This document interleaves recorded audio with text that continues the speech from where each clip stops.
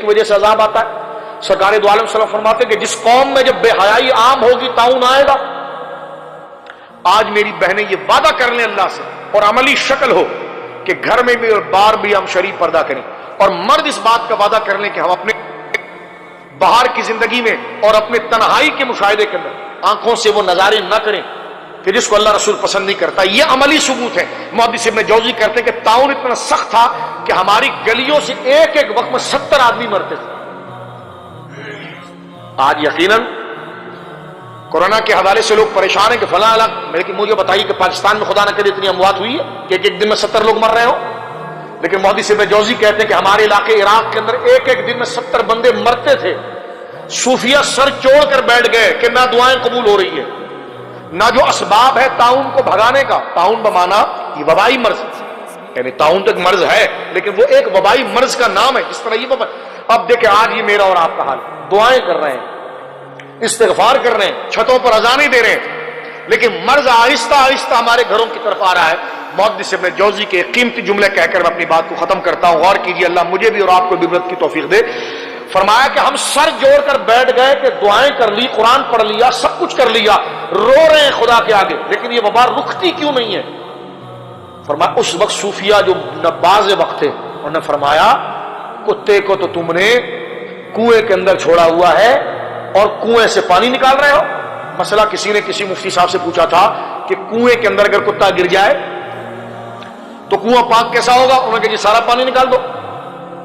اب پانی پہلے کنویں کے اندر ڈنڈا ڈال کر ناپا گیا کہ کنویں کا پیندہ کہاں ہے، ٹھیک ہے، اور پھر اس کنویں میں پانی کتنے میٹر پر ہے، اتنا ہی میٹر پانی انہوں نے کھڈا کھودا اور اتنا پانی وہاں منتقل کر دیا، تو گویا کہ پورا کنواں خالی ہو گیا۔ لیکن پھر جب ڈول ڈالا تو پھر کتے کا بال آیا، گئے مفتی صاحب کے پاس، کہنے لگے ہم نے تو سب کچھ کر دیا لیکن پھر بھی بال آ رہا۔ انہوں نے فرمایا کتا کدھر ہے؟ کہا وہ تو کنویں کے اندر ہے۔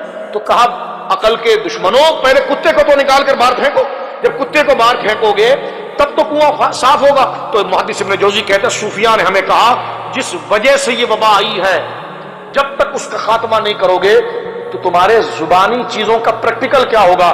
فرمایا اس وقت لوگ ڈرے اللہ سے اور بھاگے، اور انہوں نے اللہ اکبر اپنے گھروں سے وہ گناہ کے آلات کو توڑا۔ آج بھی اگر کوئی گناہ کے چھپ چھپ کر فلمیں دیکھتا ہے یا گانے سنتا ہے، توڑ دیں ان کیسٹوں، مٹا دیں ان چیزوں، ختم کر دیں ان غلیظ تصویروں۔ فرمایا ہم نے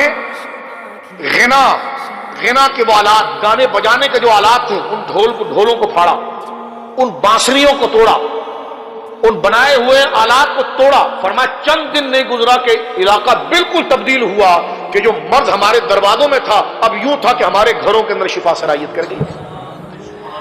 تو لہٰذا ہمیں عملی طور پر بھی اس بات کا ثبوت دینا پڑے گا، صرف بستر پر تسبیح کے دانے کے ساتھ ساتھ نیچے لوگوں کے ساتھ رویے بھی اچھے کرنے ہوں گے، تول کا میزان بھی اچھا کرنا ہوگا۔ گاڑی چلاتے ہوئے سڑک پر بھی کوئی تبدیلی ہمارے اندر آئی، لوگوں سے ملنے جلنے میں کوئی تبدیلی آئی، کسی بے سہارے کو سہارا دینے کے حوالے سے تسلی آئی، کہتے ہیں ہمارے جیب میں تو کچھ بھی نہیں ہے ہم کیا سہارا دیں گے؟ ہم نے کہا اچھے جو جملے بھی بول سکتے ہیں۔ سرکار نے فرمایا نیک اچھا جملہ کہہ کر کسی کے دل کو خوش کر دینا یہ بھی صدقہ ہے۔ تو آج میں اور آپ اگر تبدیل ہو جائیں تو یقیناً یہ وبا ختم ہو سکتی ہے۔